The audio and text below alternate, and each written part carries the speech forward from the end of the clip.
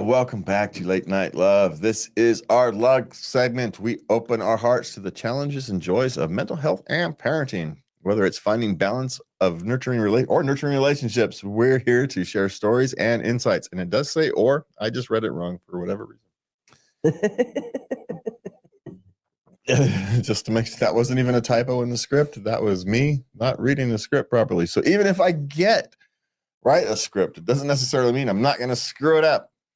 Is what we learned. Nice, simple, short script. You've been doing so well today. Nice, short, simple script. I think my sinus infection hasn't gone away. Oh, no. Oh, I didn't know that. And my foot's bothering me. So, I'm all out of sorts. And Lord knows, I've got enough going on these next 2 weeks. So, fun stuff. I'm supposed to be in 3 places on Thursday, by the way, at the same time. I want to ask you about that later. I've already got one place covered, so I'm just down to having to figure out how to be in 2 places at once. So, yeah. I don't know how you do it. By dropping lots of balls. It was a juggling reference, by the way. Yes. Yeah. So for all of our young people out there, that was a juggling reference. I don't know if you guys know what juggling is. It's when you juggle a number. When you have a number of balls or other objects in the air going between your hands, and you essentially never hold on to one. You flip them in the air. Yeah, you never really holding on to any one of them. And some people can juggle lots of things. I can't juggle 2 things. So, realistic juggling. I can juggle lots of things in another sense of the word, but in your actual head. Juggling, I can't juggle for nothing. So, me either. Yeah, it's a thing. All right. So we are going to just jump right into our questions this week. All right. What's the hardest part of having a mental illness? For me, it's not knowing how I am what mood I'm going to be in the next day. Everyone can pretty rely on, I would like to have my days the same every day and be boring. It's not. Well, the reason I actually put this question in there was because as I was going through Quora and I was reading things to kind of look at and looking for topics. And one of the answers was they're worried about the stigma. And I'm going, but which I get, but I also don't. Because at some point, I think us talking about the theoretical stigma that exists around mental illness is what's creating the stigma around mental illness. Do you think so? I wonder about that too. There comes a point. There's a balance to that, right? I'm not saying it's universal because there is a point where you need to talk about things when there's something that's completely misunderstood. You need to go out there and have a conversation. Yes. And then discuss, hey, the stigma on this is wrong. You guys are just completely wrong. But at some point, the only time I hear about the negative stigma on people with bipolar disorder or depression or these kind of things is people talking about the alleged stigma that's on it. I never hear people in the WOG talking about, oh, these people on depression, we should just go throw them off a bridge or something. I never hear any about that stuff. I never hear any negative negative talk about mental illnesses out in the wild. Never hear it when I'm just talking to people. Cool. The only time I hear it is when they're talking about the stigma other people have. And I don't want to diminish other people's experiences. But as we talked about in, last segment, is sometimes we interpret things that are to us when they're not. Like, it's our interpretation. Like if you walk into a room, people laughing, you think people are laughing at you, when the reality is someone told a joke just before you stepped into the door. Bad timing on your part, but because maybe you have a mental illness, you're now going to internalize that as focused on you. And so now you think, well, they have a stigma. Well, no, they didn't have the stigma, you did. Yeah. So, and I think there's some of it. There's some balance to that. Yes, there are still people out there who look at who think mental illness and they think of the most severe cases rather than the vast majority of people who are highly functional, but they're just every day is a struggle. They can still function in the world just fine. It's just every day is a struggle. There's a difference between those worst cases, the people who are yelling at the clouds on the street. When you hear mental illness, a lot of people think of that. Yeah. Rather than the person who goes to work, comes home, and spends an hour crying because of the anxiety release. Not because he necessarily had a bad day. It's just an anxiety release. It's just the emotional anxiety release. These things can happen. And those two are vastly different things. And society, in a sense, individually, we all know that. But kind of on a societal level, it's hard to distinguish between the two. Because one is much more visible than the other, despite the other one being much more common than the other. Because you don't get to see the person who goes home and falls apart and puts himself back together and goes back out into the world the next day. You don't see those people. In a sense, they're blind. I mean, they're invisible. Mm-hmm. Or that part of their life is invisible. And in a sense, maybe it should be. Not because they're hiding it, but because they've got their words. They actually do have their stuff together. They can go out there and function in the real world. In fact, they are every single freaking day. Just because they go home and de-stress differently than other people doesn't mean they're not functioning. And I don't know if this, I don't mean this to be off topic, but you decide. I think that's where we get a lot of video game use, is people de-stressing. Yeah. After work, Well, when Grandpa used to come home from work, he'd go bang out in the garage and stuff. What do you think that was? Banging around. It's de-stressing. We've been doing it for centuries, and different people de-stress differently. But the people with mental illness, their de-stressing is, shall we say, more colorful, a higher volume. But they still put themselves together and function in the world.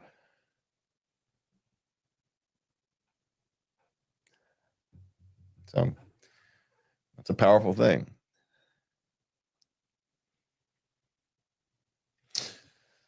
So what's the hardest part of having a mental illness? Is the actual mental illness. That's the hardest thing about having it, whether it's anxiety, whether it's bipolar, whatever that causes, whatever the stress in your life that causes, that's the hardest thing. It is. Because if it wasn't for that, nothing else in your life, well, it would be harder than, it would be anyway. The mental illness is always the hardest thing about having a mental illness. It always has and always will be.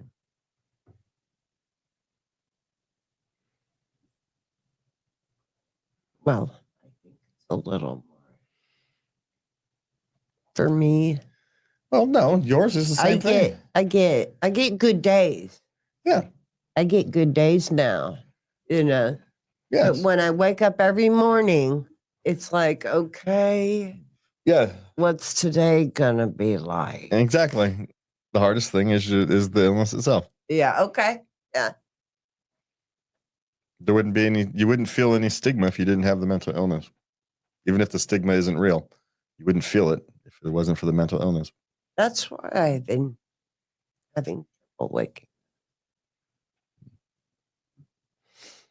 You go through cycles. So in the summer, this heat is just really getting me, man. Yeah, you go through cycles. So, okay. We're going to move on from that depressing topic. Let's go on to something else. What do we got? How to stay fit as a parent. Okay. Now, it was put to me one time. One time I read this in a parenting magazine. If you want your children to be active, you have to be active.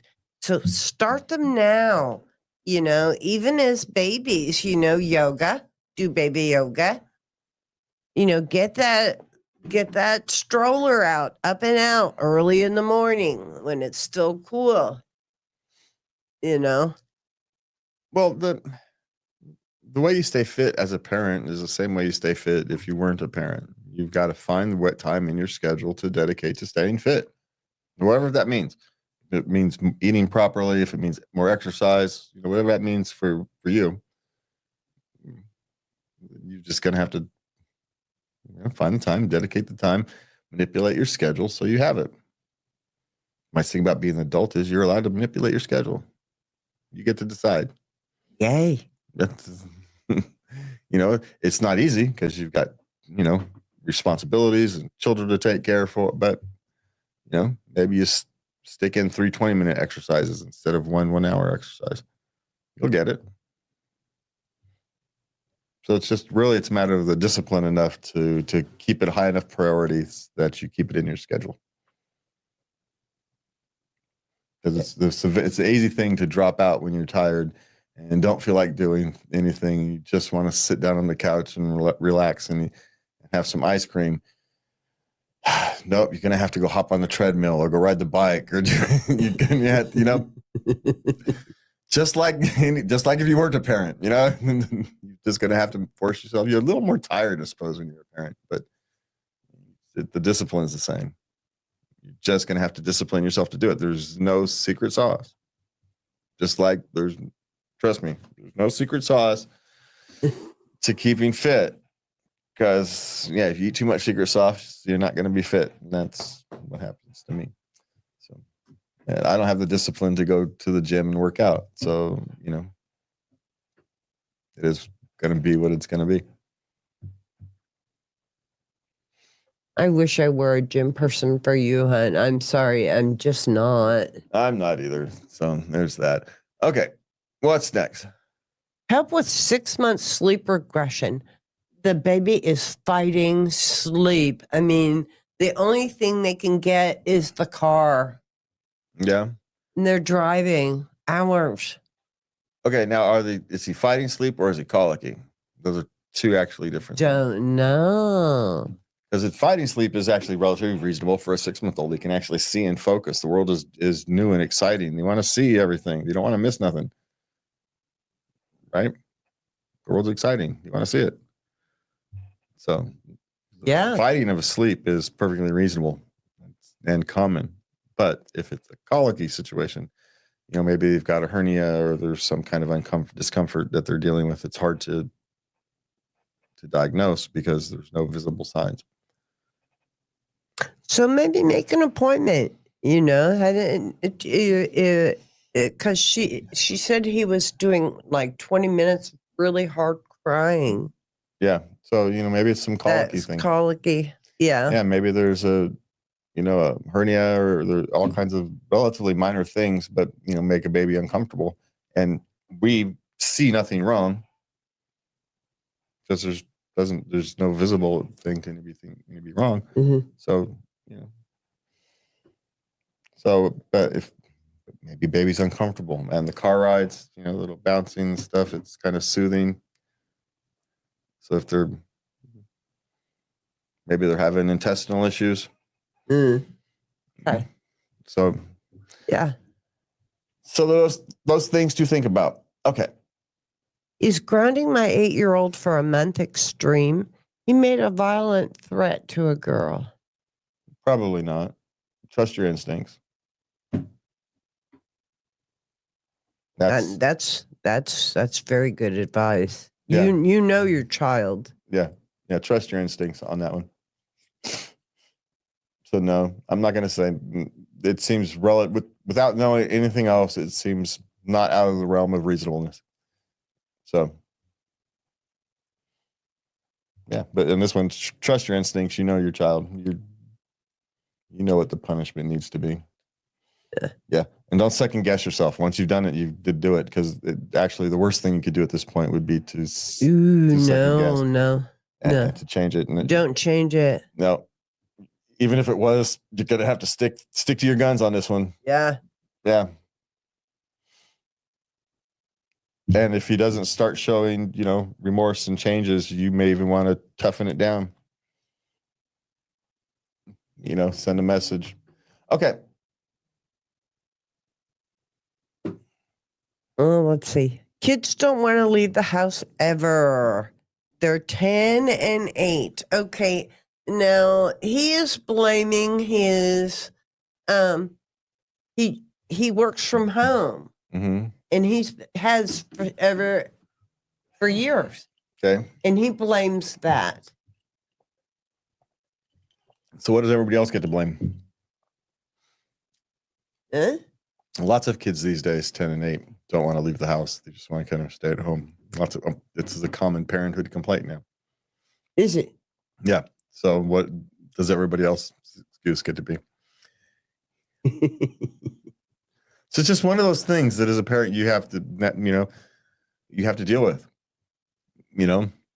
Our parents said, "Get the heck out of my house," right? And just go do something. Go, here's your peanut butter and jelly sandwich. Get out of here. Get out. Get back when the street lights come on, right? That's what kind of type of way we grew up. Nowadays, how do we get these dang kids out the house? Well, throw them out the house. But like we were, but society doesn't really accept that anymore. So if you want your kids to get out the house, you have to give them something to get out the house for. You can't just send your kid out to play anymore, realistically. Whether that's a good or a bad thing, I'll leave that up to others, or to say. But you really can't do that anymore. No, you can't. So if you want them, yeah, and the only way you can do it is if you have a backyard, you make a sheet board, and clothesline. So if you stick them out there. Yeah, if you want them outside, you're gonna have to give them, a reason to go outside, because you can't just boot them outside like we were. So, I'm not saying that's a good thing. I'm just saying that you can't. So, if you want them outside, I'm just gonna repeat myself. So what's next? Okay. My son keeps peeing on the carpet. He's 10. In a corner in the bedroom. They have had the carpet changed and told him, don't do this anymore. Okay, well, And now he's doing it again. Why did you put carpet back in? You really just narrow things down to a fine point, don't you? Well, there is some issue going on, right? I don't know. There's something else going on, but he's afraid of going out to the dark. The hallway's dark, and he's afraid of the dark or something. Afraid of the toilet monster. Who the hell knows? He's a little old generally for that, so it makes you wonder if there's a developmental issue that needs to be dealt with. Mm-hmm. Well, I think counseling is called for there. Yeah. Well, and also time. Is he? I suppose wouldn't be completely unheard of if he's gaming in his room and just doesn't want to take the time to go to the bathroom. Stop it. It wouldn't be unheard of.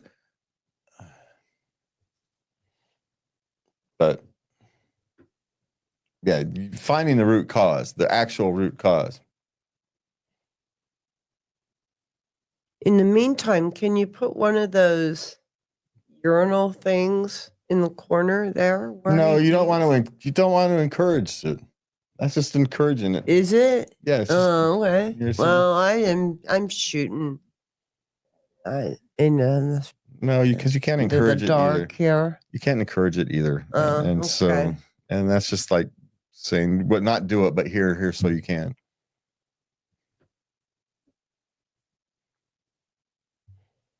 So now, in the old days, some good old physical discipline would have solved this, but you're not allowed to do that anymore either. So.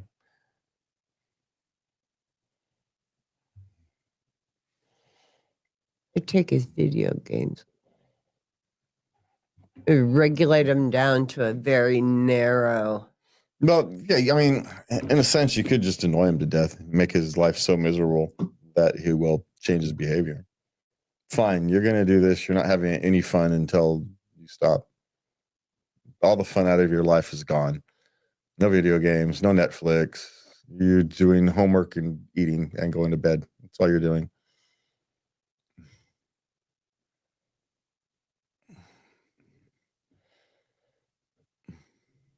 All the joy from your life is gone until this until this behavior changes. It's the other way to do it. Yeah. Yeah. That's a pretty heavy stick to bring out, but maybe it's time. Oh, they've been through this? Yeah. So Been like 2-3 times now. So maybe it's time to all fun and joy leaves his life until he gets with the program. All right. What's next? Parents of teen boys. How do you keep their rooms from smelling bad all the time? You don't. Teen boys smell. You just do. Which means their clothes smell and their shoes smell, and wherever their clothes and shoes are going to be is going to smell. So you just don't go in the room. Is the open the window on occasion to air it out, but it's really all you can do. It's probably the stinky feet. Teenage boys have smelly feet, and so if they've got socks and shoes laying around, it's gonna smell. It's gonna smell like socks and shoes. Just is. An axe. Well, God forbid, hope you didn't buy them any axe. But why do you think they use so much of that stuff? Because they're going through chemical changes. It comes out in sweat and they stink. That's just all teenagers do.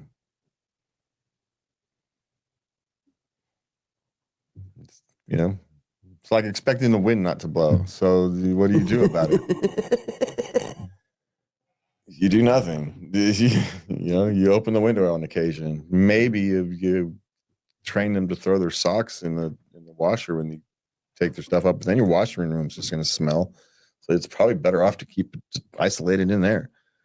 No one else goes in there. You're right.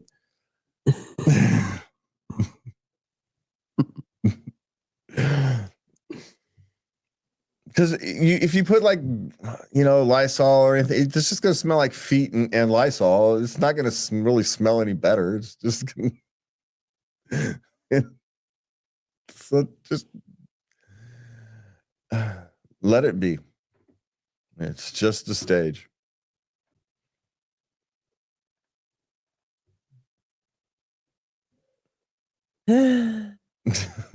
Sorry. You're asking me to tell you how do you keep. I remember my cousins. There were 3 boys in this one attic bedroom together in one room. Yeah. It was horrendous. Well, yeah. And they each had a different smell. Yeah. Why do you think the family put them up in the attic?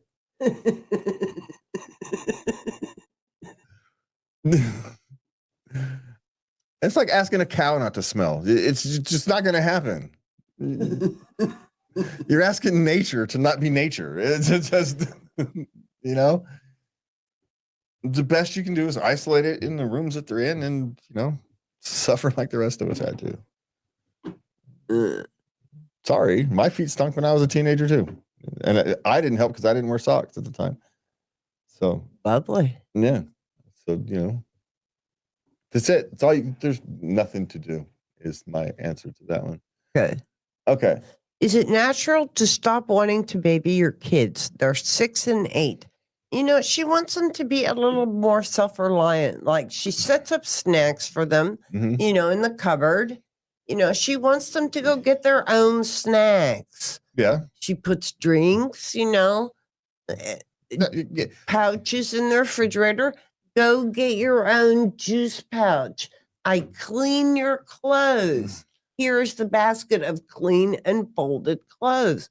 Put them away, please. Okay, well, it might be a little much asking a 6-year-old to neatly put away clean clothes. No, we're not putting any expectations. She's realistic. So she doesn't matter if She's it is not- bunged into some drawer, random drawer. Just ram it in there. I don't care. All right, well, that's cool. As long as it's not, as long as she's not expecting it to be done neat, then I got no problems with it. So, Sorted, make sure No. you got one drawer's got your unders, the other drawer's got your socks, and the rest are just up for grabs. well, for a 6-year-old, they're going to get that wrong. So as long as you got realistic expectations for the 6-year-old, the 8-year-old should be able to get them in the right spots. The 6-year-old, they're going to get it wrong all the time, but that's it's fine. As long the point is to get them into the habit of trying, right? Yes. Yeah. No, it's perfectly natural to want your kids to, become fully functional adults at some point. And how you do that, you do that by not babying them, right? Do you really want to be babying your child at 14? No. No one wants to do that. So you've got to stop at some point, right? You wean them. You don't just stop because that feels like abandonment. You wean them carefully. No way, man. You get an axe, you cut the cord, and you burn the bridge. Stop it. No, you're on your own. Yes, no, she is doing the proper thing, right? She is teaching her children to grow and to take on more responsibility and more tasks as they get older and more responsible, and the ability to take on more responsibility and more tasks. Perfectly natural. You go, girl. That's my answer. Isn't that kind of your job as a parent to prepare them for the real world? Well, yeah, but that takes like 20 years. Yeah, but it can take 50 years. But how you do that, there's a wide range of hows. Okay. How to get to accomplish that. Yeah. And so this is one. I think the most important thing is choosing one. And so she has chosen one. And that's,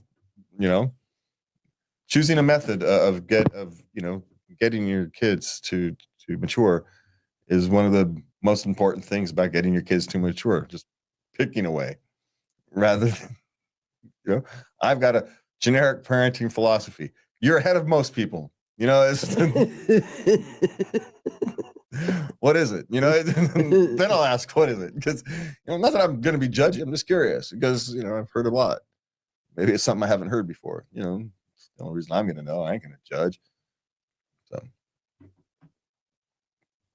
anyway, yes, you're doing the correct thing. Yes, you are. Okay, what do we got next? Why am I so anxious about meeting my therapist in person next month after 6 months on Zoom?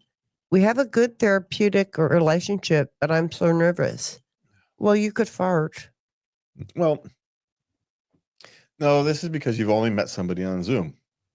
And as close and comfortable as you can feel with somebody on Zoom, sitting down with them in a room and having those same personal conversation. There's an energy that happens. Yeah.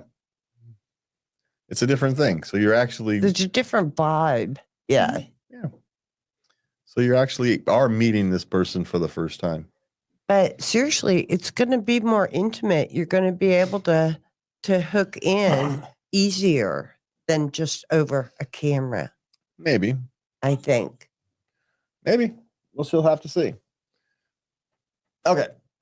I don't know. Sometimes the change of the relationship and the format is if you've had a successful format, changing it is sometimes not the right thing to do.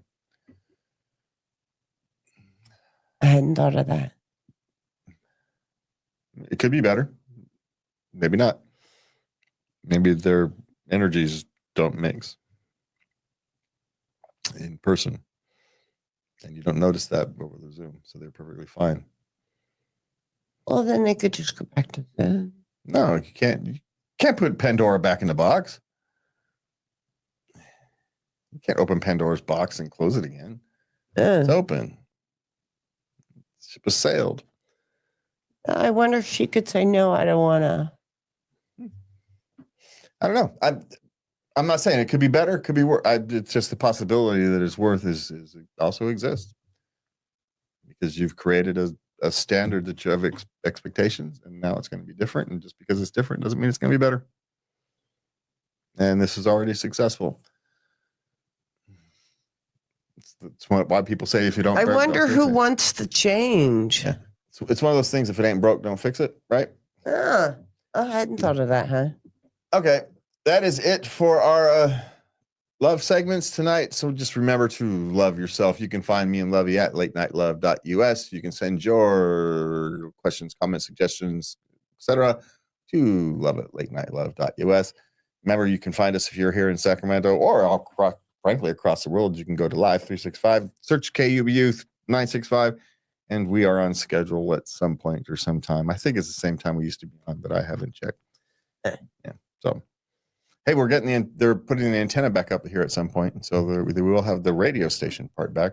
Yay! At some point. So, anyway, that's it for me and Lovey. Have a good night, and please remember to love everybody. Good night.